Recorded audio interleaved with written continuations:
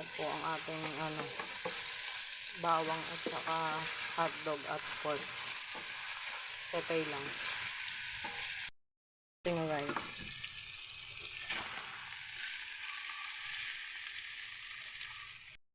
Ito pa ang pinaka-oyster niya.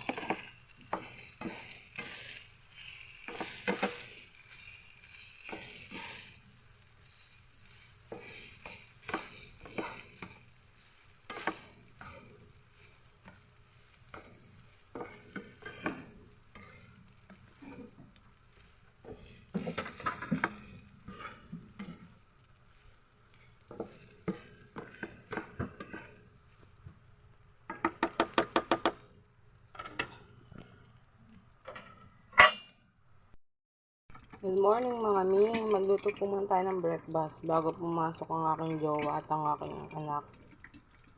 Yan na po yung itlog. Pinagsabay-sabay ko na yung 4 na peraso dyan. Lago.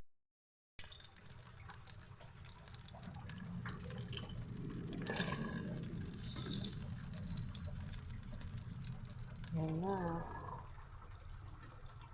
1, 2. Yan ito, tipid ko sa gas kung gantong hack. Sabay-sabay na diba. Ayan.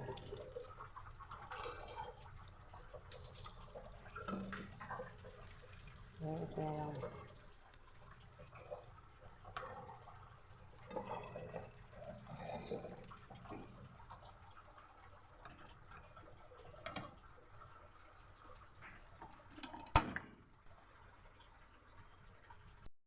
Lagay ko sa fried rice. Tanggalin ko lang yung bread. Ayan nga po yung ating langgonisa.